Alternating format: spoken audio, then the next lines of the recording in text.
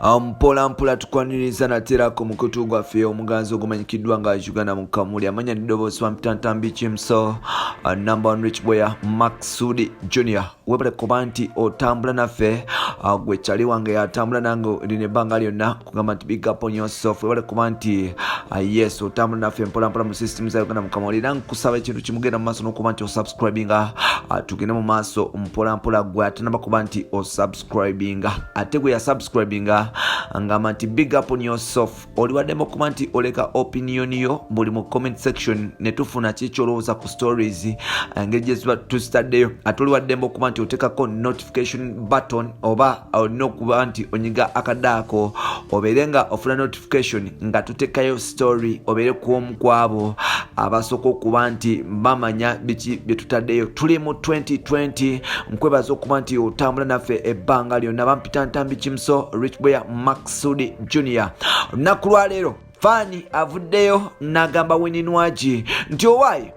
obugoye bw'oyambala bukadde bwagwawo dda obugoye bu animal print bw'ebisaayisaako n'otandika okuba nti otimbatimba ku social media bukadde ddala era kikulaga nti Winnie tolina kyogamba ggwanga waggwamu kirabika tokyalina bakasitoma bagula nsolo zo bafandi bano bayambalidde Winnie oluvannyuma lw'okuba nti waliwo ekifaananyi kyakoleramu oluyemba musawo n'ebiseera bya animal print bwe zatambulira nnyo ebiteeteeyi byatambula nnyo kwokata ne bu t-shirts bawambala nnyo mu 2016 around there so n'olwekyo Winnie yagenze n'akaddamu olunaku yakazeemukko olunaku lwaleero n'akambala fan we kwe kugenda ku Twitter n'atandika okuba nti amudiisinga ng'agamba nti abacelebrity ba Uganda tebalina kibagamba nsimbu baggwamu buzibu mbu Winnie yagwa talina katale yadde talina yadde musajja asobola kuba nti amugulira akyambala y'ensonga lwaki atandise okuba nti addingana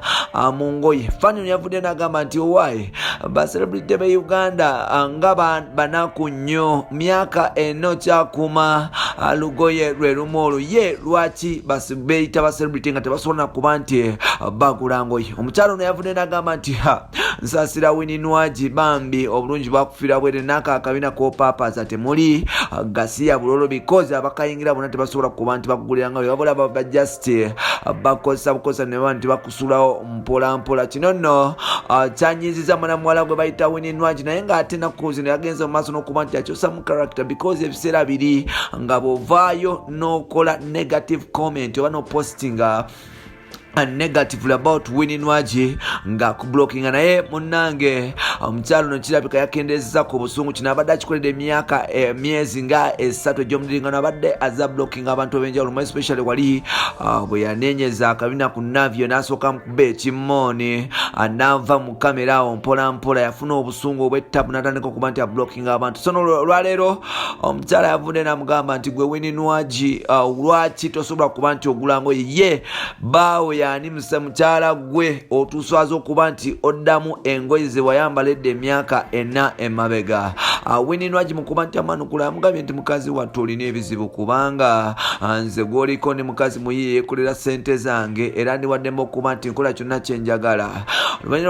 okuba nti ndiwaddemu okuba nti nkola kyonna kyenjagala at anytime because omubiri gwange n'ebisigaddewo byange Winnie agamba nti munnange mukyala mukulu oswadde because wembanga nzizeemu mu lugoye lw'ogamba nti lwa myaka 4 nga nduzeemu olunaku lwaleero kino kikulaga nti ndi mukyala ali real engoye zange nzeegulira so tebampampa oba okunjazika oba ogenda mu boutique nenfuna nekubisamu ebifaananyi nga bacelebrity bammwe abalala abo bemuwaanawaana nga tebalina yadde engoye naye nze kikulaga nti myaka 4 nduzeemu olunaku lwaleero oba tutulobanga kikulaga nti engoye zenina zange era avudde n'agamba nti munnange bafaanyi sometimes mugenda ne muyitawo ne mutandika okuba nti mumanyira naye ng'ate abantu bemumanyira temumanyi grade na level gye baliko Winnie agambye nti ye talina buzibu nakuba nti adda mu lugoye as long as lulwe naye ate ne bemuwaana okuba nti bambala engoye ze bambala mubeyazika neyazike era luno agambye nti kyanaku nnyo okuba nti fani avayo n'atandika okuba nti amulangira okuba nti adda mu lugoye naye nga tamanyi na bbeeye